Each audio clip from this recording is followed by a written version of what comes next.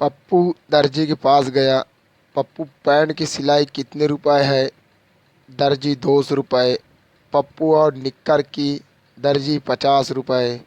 पप्पू, तो फिर निक्कर ही सिल दो, बस लंबाई पैरों तक कर देना।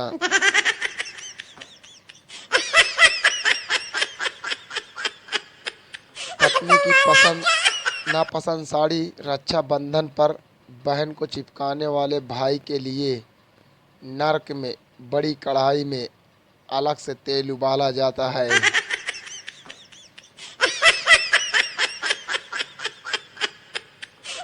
पप्पू बड़ी मुश्किल से 38 साल की एक सुंदर लड़की पटाई थी। दोस्तों ने उसे आंटी आंटी बोलकर मेरा ब्रेकअप करवा दिया है।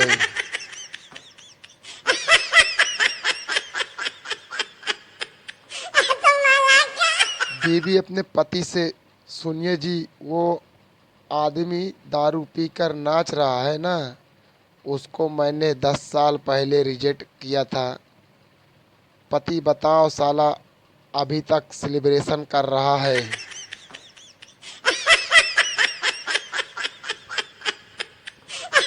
लोगों की पसंद का लड़का गोरा भी हो, होशियार भी हो, सीधा भी हो, पीता भी नहीं हो, अच्छा पैसे वाला हो। अरे भैया, एक ही पेड़ पर आम और अंगूर पपीता संभव है क्या?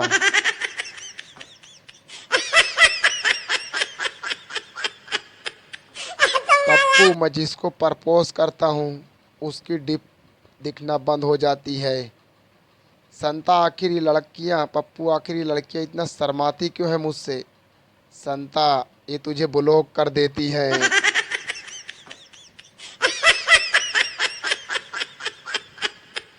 सामने के अपार्टमेंट में वो 5 मिनट तक हाथ हिलाती रही। फिर मैंने भी अपना हाथ दिखाया। इतने में बीबी ने पीठ पे एक मुक्का मारा और बोली, वो खिड़की का कांच पोंछ रही है।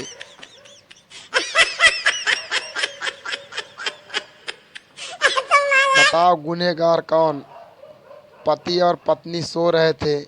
अचानक पत्नी सपना देखकर चिल्लाई, भागो, मेरे पति आ गया है। पति उठा और खिड़की से कूद गया।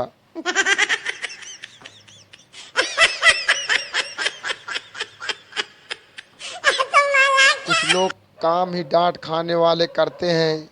जब वाइफ ने एक बार कह दिया कि वो 5 मिनट में तैयार हो जाएगी, तो फिर हर आधे घंटे के बाद पूछने की क्या ज़रूरत है कि और कितना टाइम लगेगा। इसीलिए डांट खाना पड़ेगा आपको।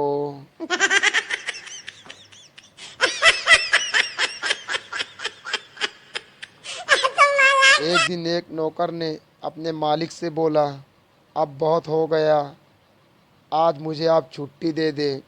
सीमा होती है हर चीज़ की, और आपको मुझ पर रत्ती भर भरोसा नहीं, अब और नहीं सह सकता।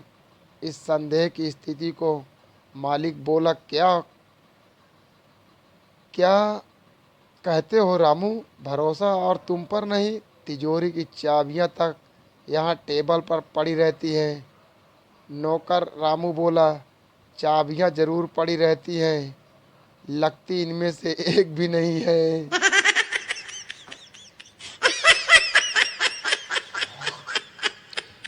पत्नी, सुनो जी, सर्कस देखने चले। पति, नहीं, मैं बिजी हूँ। पत्नी, सर्कस में एक लड़की बिना कपड़ों के शेर की सवारी करती है।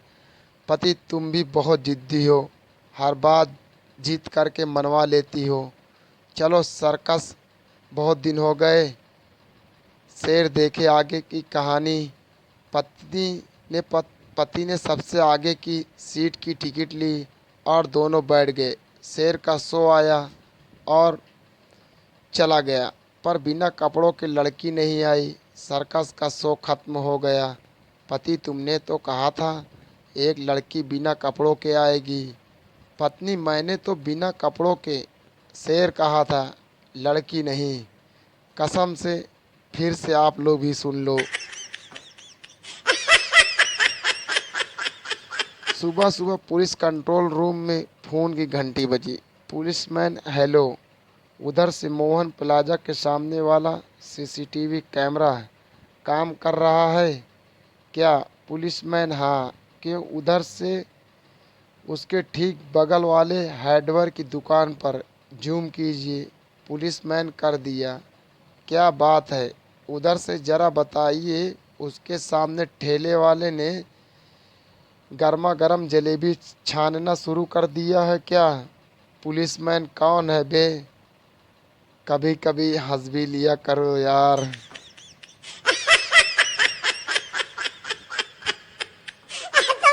एक डॉक्टर और वकील दोनों एक ही लड़की को प्यार करते थे। डॉक्टर रोज एक लाल गुलाब लड़की को देता था, जबकि वकील रोज एक सेब लड़की को भेंट देता था। लड़की कन्फ्यूज हो गई और वकील से पूछी, प्यार में तो लाल गुलाब का मतलब समझ में आता है, लेकिन प्यार से सेब का क्या कनेक्शन है? वकील ने जवाब दिया, क्योंकि प्रतिदिन खाया हुआ एक सेब सदा डॉक्टर से दूर रखता है। खटपट। यह उन दिनों की बात थी जब हमारी नई नई शादी हुई थी। वाइफ पहली बार किचन में घुसी और खाना बनाने लगी। अचानक मुझे ख्याल आया कि रोटी बनाने वाला चकला बिल्कुल भी आवाज़ नहीं कर रहा, मगर यह कैसे संभव था? उसकी तीनों टांगें कभी स्लैब पर टिकती ही नहीं थी। एक टांग छोटी होने से खटपट होती रहती थी। जैसे ही मैं किचन में घुसा तो देखा वाइफ आराम से रोटी बना रही थी और चकले की तीनों टांग अलग पड़ी थी। मैंने उससे पूछा, यह क्या किया तुमने? कुछ नहीं, यह ज़्यादा खटपट कर रहा था तो मैंने इसकी तीनों टांग तोड़ दी। मेरा यही स्टाइल है। उसका यह स्टाइल देखकर फिर मेरी भी कभी खटपट करने की हिम्मत नहीं हुई। आज के ज़माने में अगर तुम किसी के लिए गर्दन भी मुड़वा लोगे ना, तो कहेगा ठीक से नहीं छटवाई, थोड़ी नीचे से कटवानी थी। यही है लोगों का उद्देश्य ज़माने का।